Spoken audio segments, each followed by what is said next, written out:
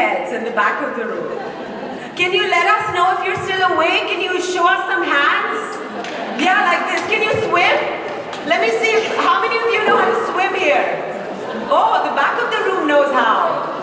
Yes, okay, the front of the room, can you use your vocal cords and go, woo?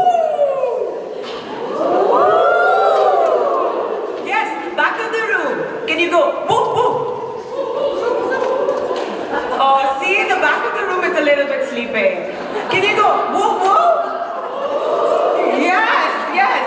You know, when you're at the Women Economic Forum, one thing you must expect is noise. So we really need to take our noise levels up because people outside are not disturbed yet. We must disrupt them. Let's do it. Are we ready to disrupt? Yes. We're ready to disrupt with spirit and love. Yes? Yes. Because we're in the country of love. We're in Slovenia and we're bursting with joy. Are we bursting with joy? Yes. Yes. Okay, so give out a big yes to us, okay? Yes! Yes! One more time, big one. Wait, take a breath and really throw it out there, okay? Ready? Sure? Okay, somebody here is ready. I like that. Okay, on a count of 3, 2, 1. Yes! Now we're doing this. Because what we have for you now is something very, very, very special. This is a project that has been created with so much love, with so much thought, and it has the power to change our world. Let's meet some very special humans doing very special work for our planet. Presenting to you the project called Life with Dyslexia, inspiring people of our time with dyslexia. We are going to be joined by the students of the Faculty of the Arts and the Rotary Club, Ljubljana Grad Project. And please join me in welcoming as we get introduced to the creators of this project. Put your hands together for Barbara Novonets.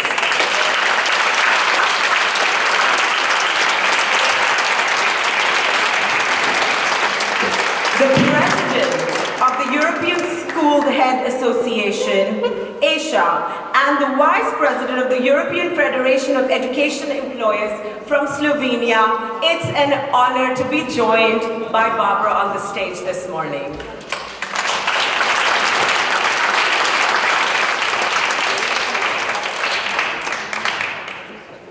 Inviting a very dear sister who we've had the privilege to welcome many a times before, but an exemplary force doing such meaningful work in this area. Please join me in welcoming none other than Dr. Lara Berezer.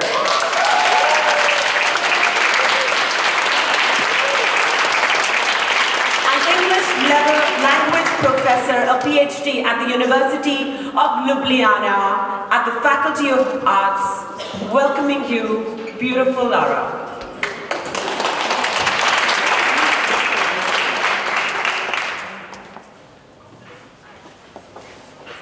So happy to invite the students from the University of Ljubljana, Faculty of Arts. Please come on over. Petra, Patricia,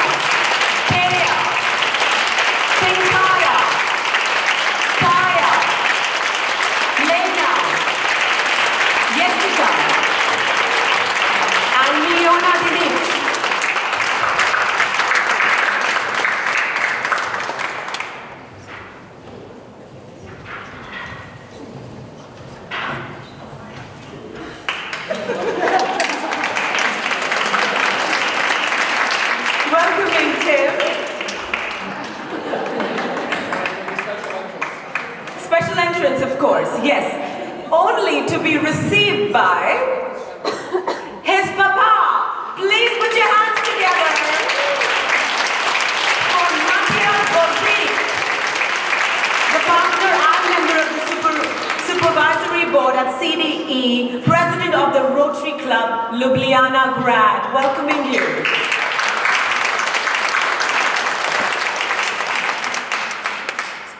Let's hear the journey, let's unravel the tales of what created this beauty, what transpired this transformation. I welcome Barbara Novinitz.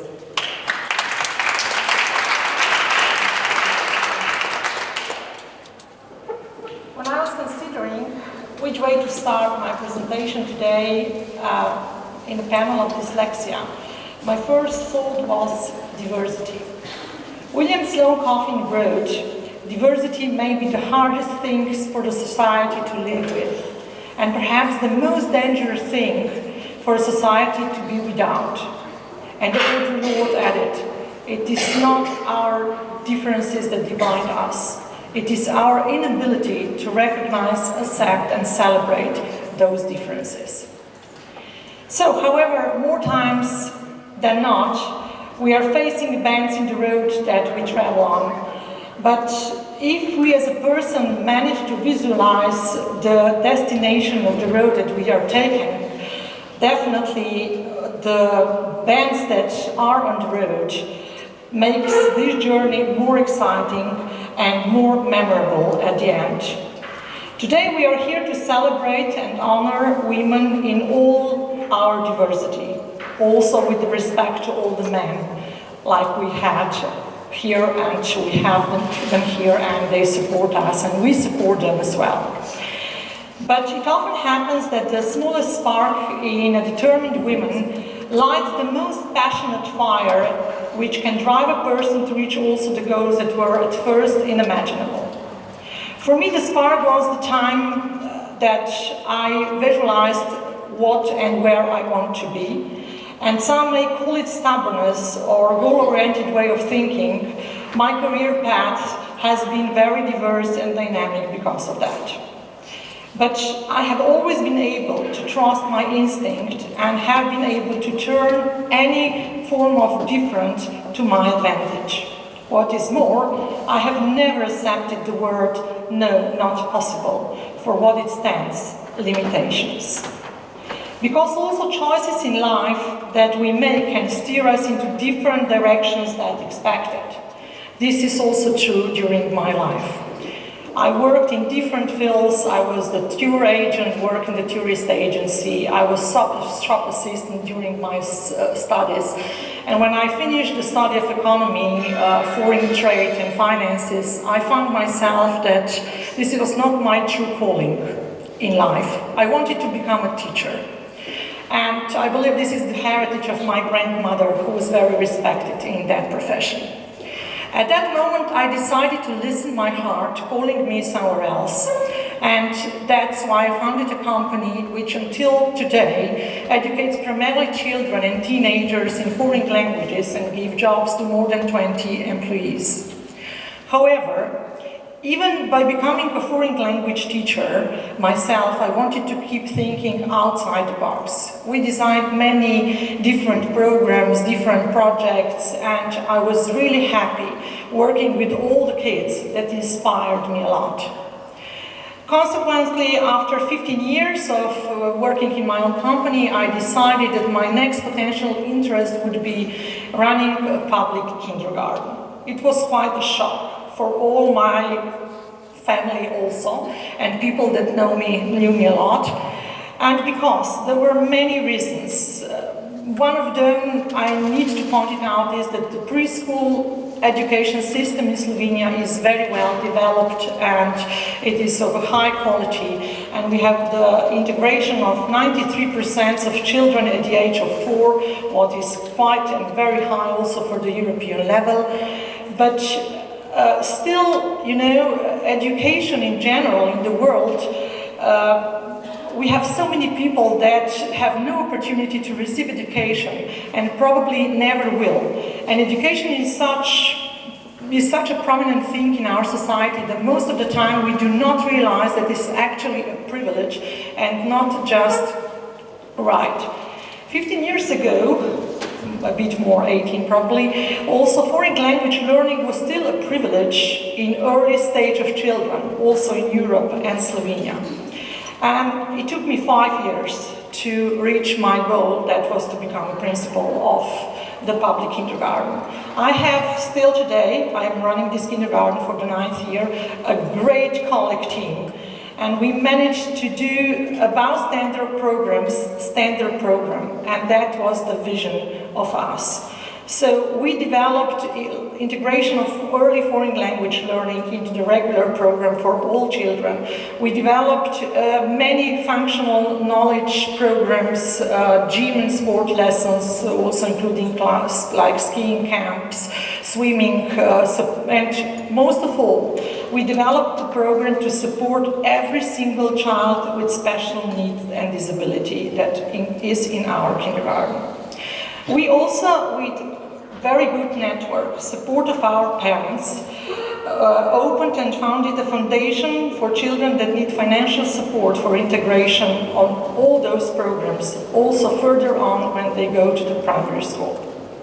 You see, all these efforts had been put into something that started as a wish, and for something more different, but later turned into a project. And my experience with the private sector economy has enabled me to see the bigger picture of being in charge of a public institutions with over 100 employees later on. This diversity enrichment is a phenomenon that I have been observing also during my term as president of European School Head Association that joins more than 93,000 school leaders from more than 28 European countries. So, being different than the rest of the majority can open new opportunities for a person. Of course, it often means that you have to take an extra mile, but if you are able to take advantage of your ability to see things from a different perspective, you will not only adapt, but you will in fact excel all the goals you have followed in your heart and have successfully visualized. I actually have a small confession to make. I do not like the word different. It sounds as though being different is wrong while being regular and average is the only way to be right. That is why I prefer the word diverse. Diversity has been enriching our work more than anything else has, and we should always be proud to be outstanding in our own unique way. Always remember you are unique, just like everyone else. So when we say each new day offers us new potential, let us be brave enough to listen our heart and with the respect to others and ourselves, do something different and enjoy the diverse journey and share your smile and positivity during your path.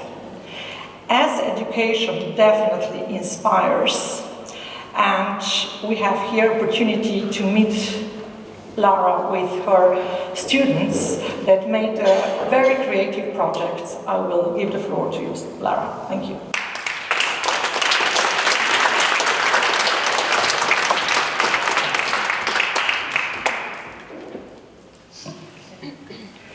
Thank you very much, Barbara. So, as language scholars and educators, we have the great privilege and responsibility of working with people, and with young people mostly, and monitoring the way they process and use language. After decades of working in the field of language study, teaching and language teaching and study, I can tell you that it's often perceived, so language is often perceived as an entity that exists somewhere outside of a human body, just sitting there, waiting to be learned and processed and analyzed. But you see, the thing with language is that it does not exist on its own, but it's an integral part of every individual. It's sort of like an organ which grows with us as we progress in life, and which has to be properly nurtured in order to reach its full potential. What this means is that language only gains meaning in people's minds. Without an individual's mind to process it, language is just ink on paper or airwaves passing from me to you. And just as all our physiological functions are in a way similar but at the same time unique, we are also similar yet unique in the way we process information, the way we process language. These differences take many forms and are sometimes observed as patterns which morph into concepts and which are ultimately given names. Dyslexia is one such name. It's one such example of a unique way of information and language processing.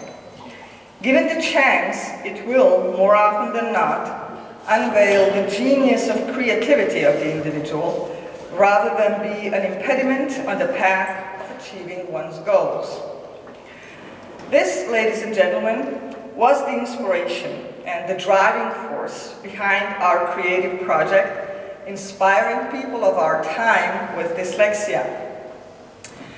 Now, I proudly present my team of English language students from the University of Ljubljana, Faculty of Arts Department of English, who boldly embarked on the path of discovering the genius of dyslexic thinking.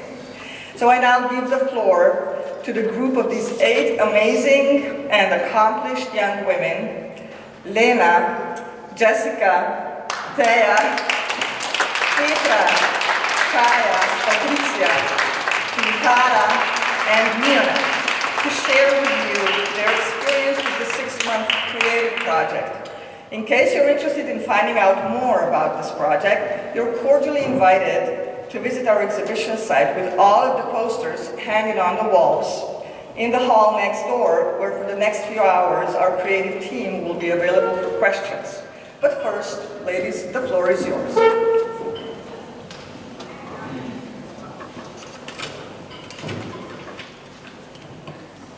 Hello everyone, my name is Lena Fidel and I'm going to say a few words about a dyslexic singer, actress and activist. Cher has been one of the most prominent figures in the entertainment history since the 1960s, and she has released several albums, starred in multiple award-winning films, even written best-selling books. She is the only artist with a chart-topping single in every decade from the 1960s until today. Despite her being very famous, few people know that Cher has dyslexia. She had trouble reading and actually dropped out of school at the age of 16, but she never let her lack of formal education get in the way of her achieving success. As a mother in her 30s, she noticed that her son Chaz was experiencing similar learning difficulties that she had experienced in her youth, and so she took him to a doctor to be tested for dyslexia. When they discovered that both of them were dyslexic, everything suddenly made sense to her. Her trouble with reading, dialing long phone numbers, her ability to memorize her lines very quickly. And Cher's career actually started approximately at the same time as scientific research on dyslexia. Up until the 1960s, dyslexia was called word blindness, and not much research had been done on the subject. In the early 1970s, however, mostly due to the efforts of some incredible women, major organizations were formed to help exclusively children with dyslexia. Like Cher, many other mothers and teachers noticed dyslexic tendencies in their children, in their pupils, and they took it upon themselves to bring learning differences to light. Cher now focuses on eradicating prejudice that comes with learning differences. She was once asked if she would ever get rid of dyslexia, provided such an option existed. And her answer was short and strong: no, it's caused me pain, but it's me. Thank you.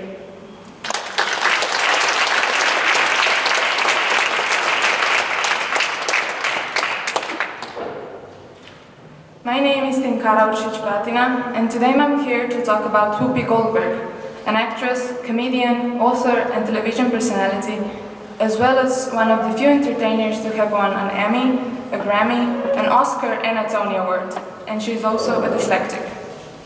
She grew up in the 1960s in Chelsea, New York. She had a very supportive mother who knew that despite her difficulties at school, there was nothing wrong with Whoopi. She simply learned things in a different way. Today, the best way for her to learn a script is by someone reading it to her, and as for her books, She likes to dictate them and then she goes over the text with an editor to tweak the language. She says that dyslexia had a large hand in getting her to where she is now.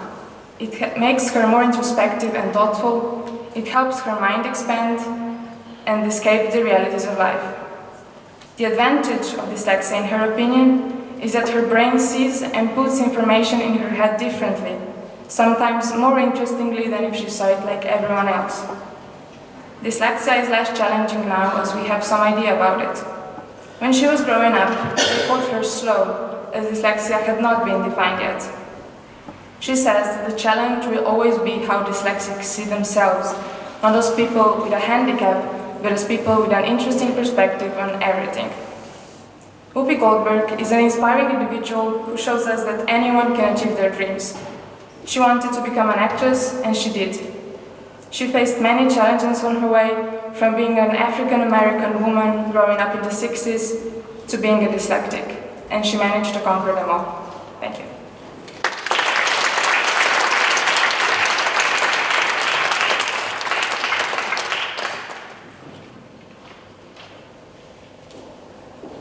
Hi everyone, my name is Teja Shchilko, and I've been following the Hollywood star Bella Thorne ever since I was in middle school.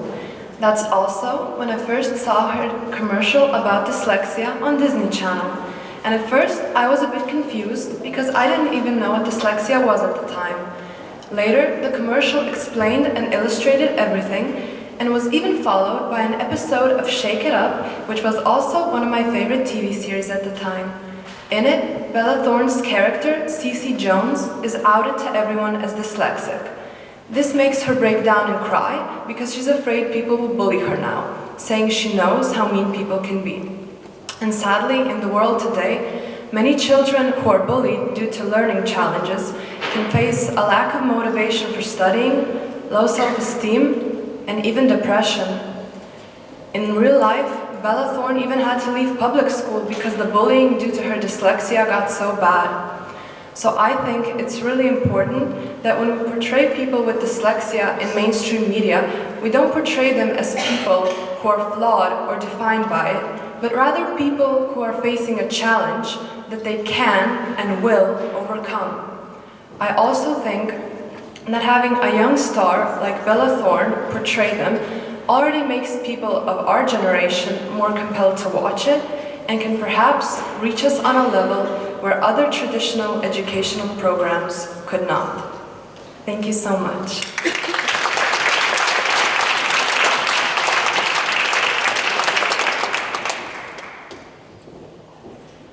Hi, I'm Patricia Šuštaršić. One of the first people I thought of when given the task to choose an inspirational dyslexic was Keira Knightley. In my generation, she's a household name, so to speak. Most likely because her career escalated during our childhood, and so we grew up watching her star in various famous films. She has been very open about her having dyslexia, and that has helped tremendously with our perception of it, because her positive attitude towards it and her lightheartedness about it, along with her hardworking nature, really helped us perceive it as something, dyslexia as something that is just a part of you without any negative connotation and something that does not have to hold you back. There are positives and negatives to everything, and I think that with a positive approach to dyslexia, we're bringing to light its perks, which is really cool. In one of her interviews, Keira shared that at the beginning she was at the very top of her class and really enjoyed reading to her classmates. Only that she was not reading at all. She was actually reciting the stories she had learned by heart. And nobody knew this until she was given a book that had not been read to her before and asked to read it. I find it quite impressive how dyslexic brain is able to compensate for the difference in reading skills by shifting the tasks and developing extraordinary memorizing skills that I clearly do not have. It really goes to show that dyslexia, even though often referred to as ability, is really just a labor for the ability of a brain to function differently. Thank you.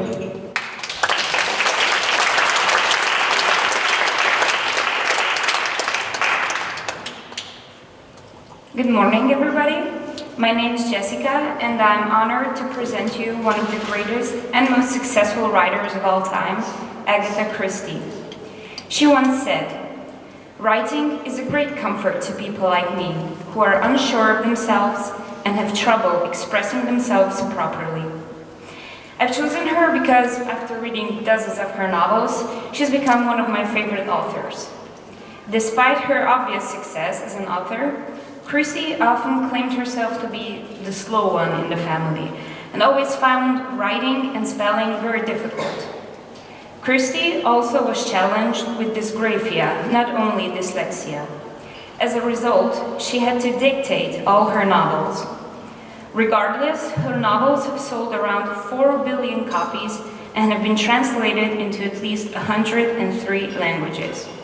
She's the best-selling novelist of all time, surpassed only by William Shakespeare and the Bible. You probably wouldn't expect that the person described who found such success in the literary world would have had problems reading and writing, but she absolutely did.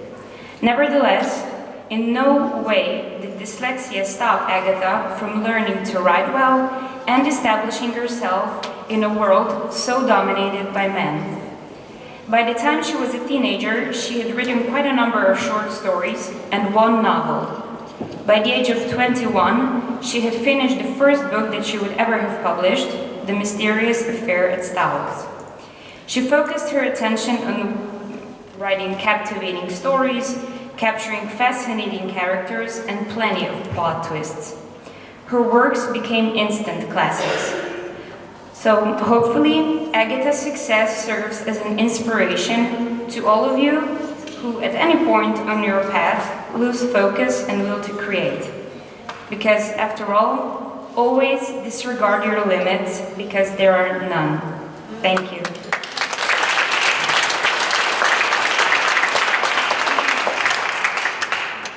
Hello, my name is Petra Ramshak, and I decided to look into Anne Bancroft. I imagine some of you may have heard of her, but if not, let me say a few words about this amazing, determined, and strong woman. What is she known for, you ask? Well, she is the first woman to have crossed the North and the South Poles. As a child, she struggled in school, namely maths, reading, and spelling. She was diagnosed with dyslexia when she was 12 years old. In order for her academics to improve, they took away a large chunk of her arts and sports classes.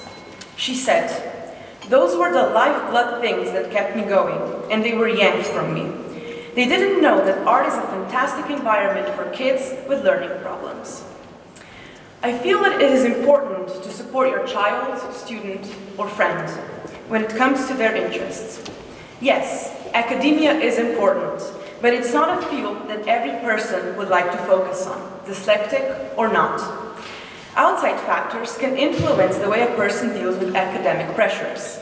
Putting focus purely on academics as a way to compensate for a learning difference may do more harm than good. Each person learns differently, and sports and arts are a part of the process. Bancroft did go on to become a teacher, as well as an author and public speaker. She also founded the Anne Bancroft Foundation to help girls to live up to their full potential. Her polar expeditions and other amazing achievements serve as a reminder that nothing can stand in the way of ambition and determination. Thank you.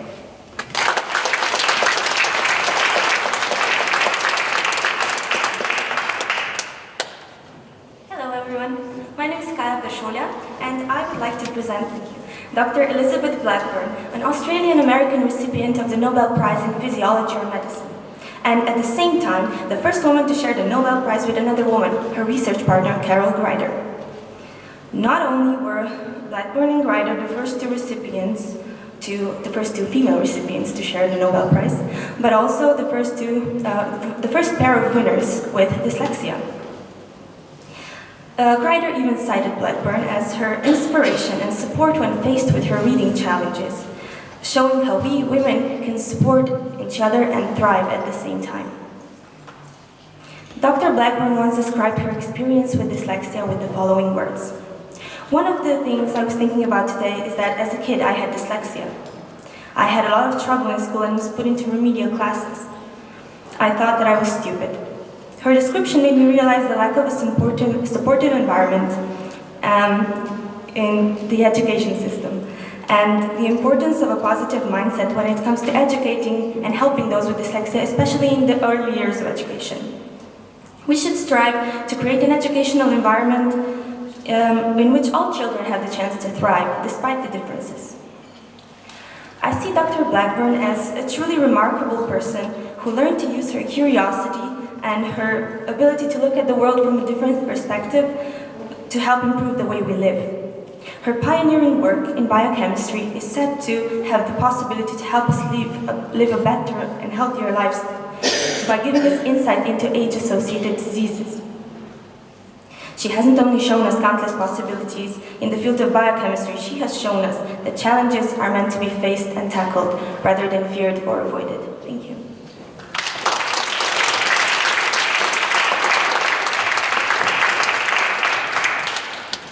Good morning, everyone. My name is Mia Nadinic, and I will present last but not least, thank you, of the famous women dyslexics, Erin Brockovich. The reason why I have chosen to present her is connected to something that happened while I was in primary school. There was one student in my class who couldn't read well for the first 3 years of elementary school. Constant discouragement from both the teacher and the other students didn't help at all, and eventually his parents sent him to another school, where he was diagnosed with dyslexia. Not only did he do well at his new school, but he made such progress that 10 years later, we met at a grammar competition. Something similar happened to Erin Brockovich, who was lucky enough to have one teacher who thought outside of the box and allowed her to pass her exams orally, so that Erin could have equal chances of succeeding as her peers. Realizing it is the approach that matters in overcoming obstacles, Erin graduated in arts, and later decided to pursue a career as a legal clerk, despite having no formal legal training. Although many hardships followed, she became one of the world-famous environmental activists who sealed the largest settlement in US history and is brave enough to stand for what is right even to this day. Erin, the kid from my class, as well as all the previously presented women, maybe even someone in the audience, are just some examples that you can do anything, even though and just because you're dyslexic. But no one can do that on their own. We need people to be aware of dyslexia. We need the right approach to it, support and understanding for those who simply have differently arranged brain pathways. We hope that our project will be one of the small steps towards acknowledging dyslexia, not as an obstacle, but as a gift of imagining something bigger. Thank you.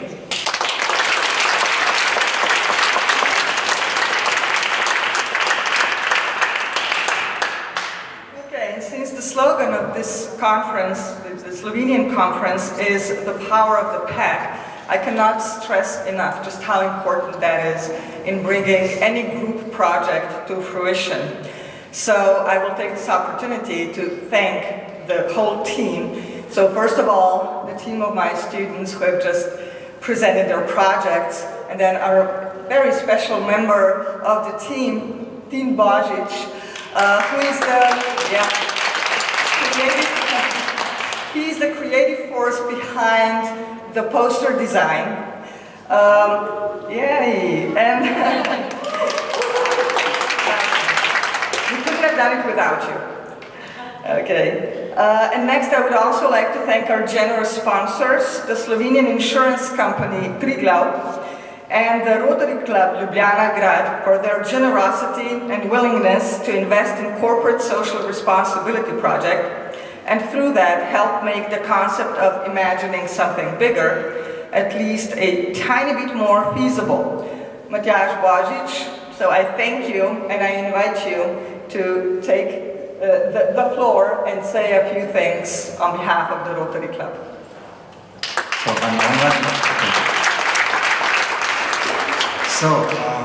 I'm quite inspired by my previous speakers and also the previous panels, so I will not speak about it, but I think everything is speaking on itself. I will maybe more focus on what I'm taking away from this event, from the inspiration of the previous speakers.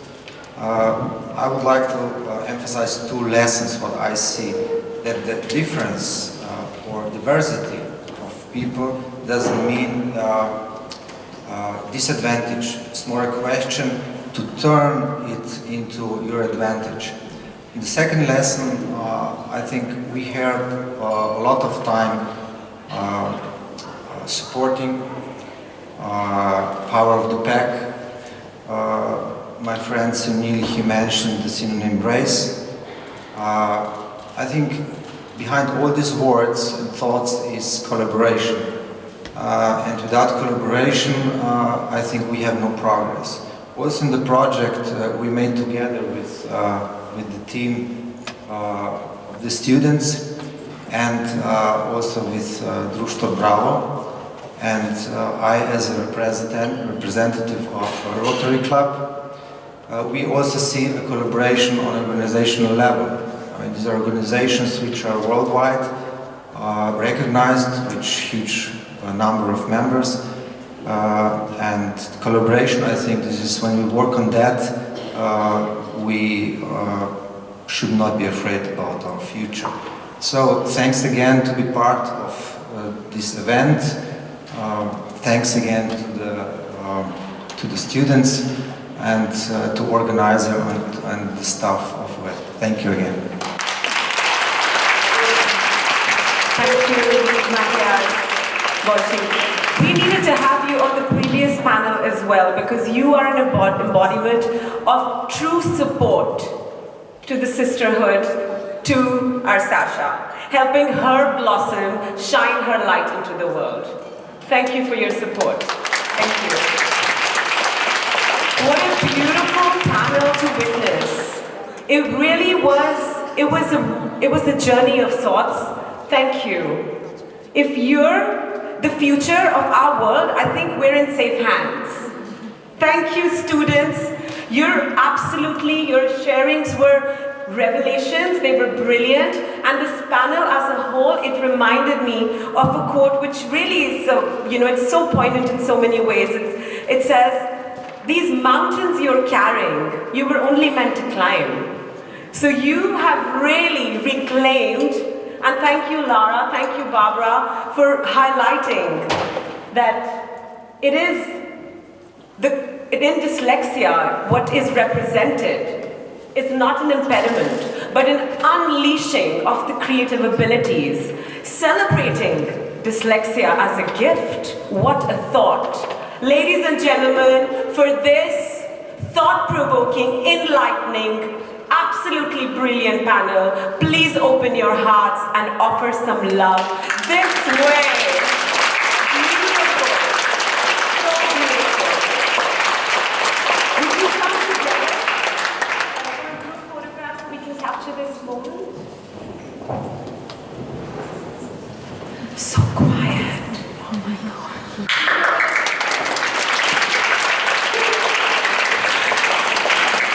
Ladies and gentlemen, please shower some love to these students, to these academicians and leaders from Slovenia changing the world. Just to let you know, you've been a fantastic audience. You've been attentive and so very loving. And for that, you deserve a little break. So we're going to let you go for a few minutes. We're going to meet back here at 11:30. Sasha, is that right? Our break's going to be short, yeah? Yeah. So the coffee is served just in this room. So please feel free to re-energize and see you back in a few moments. Hello, hello. Are we back yet? We're back. We're almost back. Should we get seated? Let's take a seat, ladies and ladies. And no gentlemen in the room. Yes, there is some. Please do take a seat so we can continue with all the festivities. I like it. This room is buzzing with energy. It's good. The coffee did you well.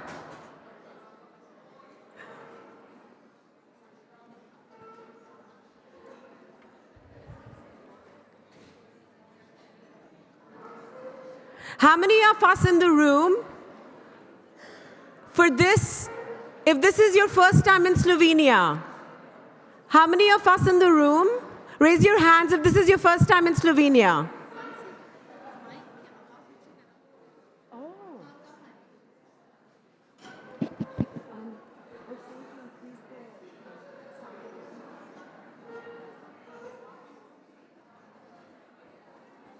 First time?